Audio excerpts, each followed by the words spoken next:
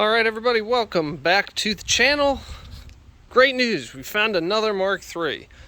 And when I say found, it was brought to me.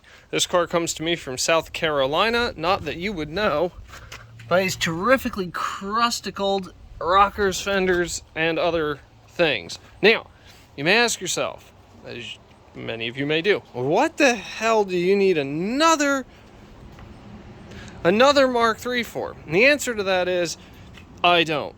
But the customer who sent me this car does, because this is merely a really scuzzy donor car. So let me see if I can give you any hints before we get cracking here. Any idea what motor's in it yet? How about now?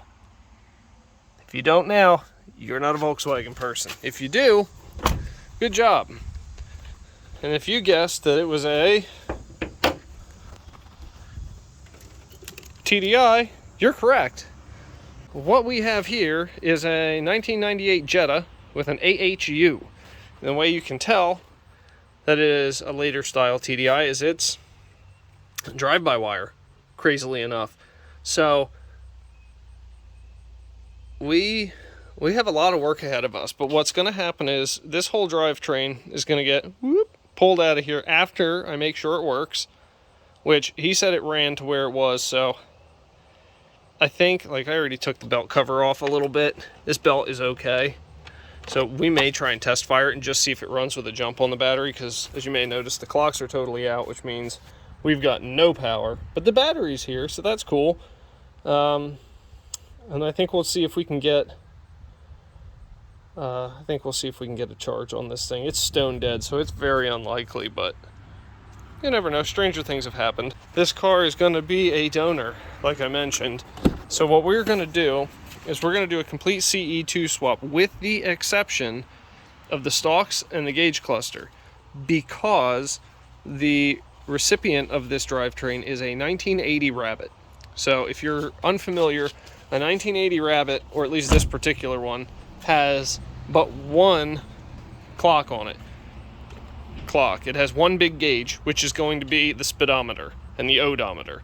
So obviously it'd be very hard to put that cluster into that car without it looking stupid. So what we're going to do instead is run everything mechanical for the speedometer and just transfer the electrical system over to what's there. Keep the stalks, switch gear, everything's going to stay the same, but it's going to be wired using this Jetta's wiring harness, because if I can pull this in its complete state, it will work a lot better than if I have to marry it into the existing harness. So what we're going to end up doing is taking the entire harness out of this, the fuse box, the body harness, engine harness, all of it, and everything I don't need, it's out of here, trash. And everything that I need is going to get grafted to the existing parts of the Mark I.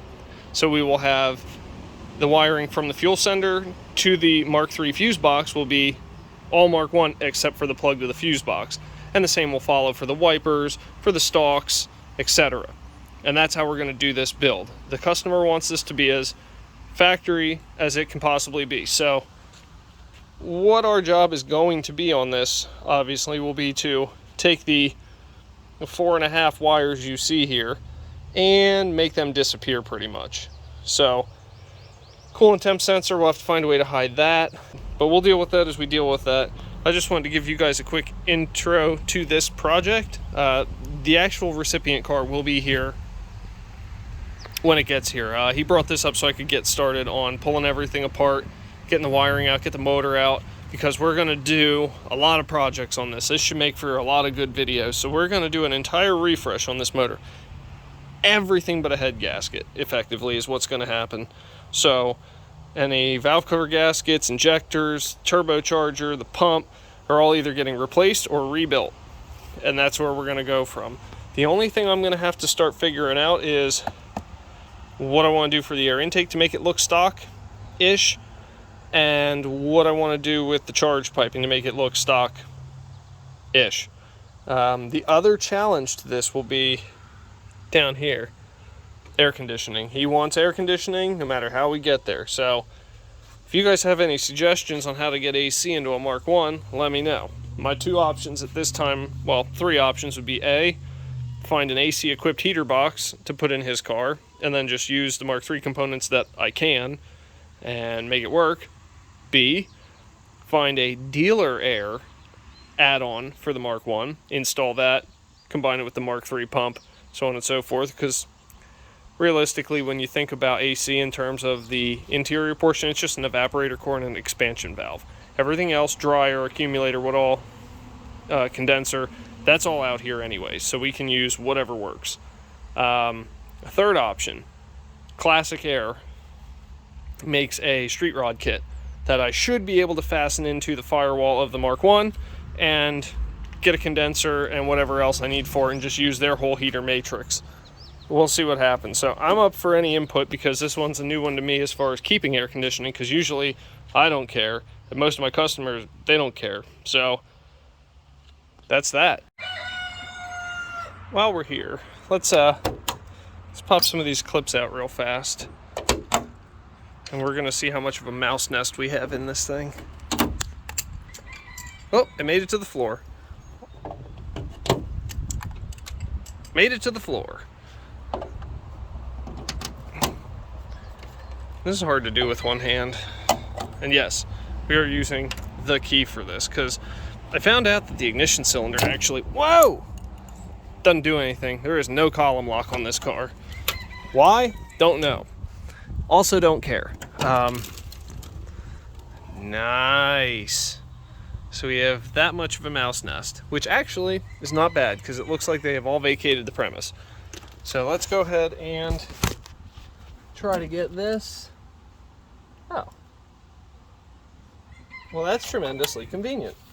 It is unclipped. Now I just have to go swoop and pull it out. Good deal. This is going in the trash. Bye-bye. Anyways, I think that'll do it for today, guys. We're going to have a lot of bonus parts left over from this turd. So thanks again for watching. And like I say, if your project doesn't have bonus parts, it may not be a real project.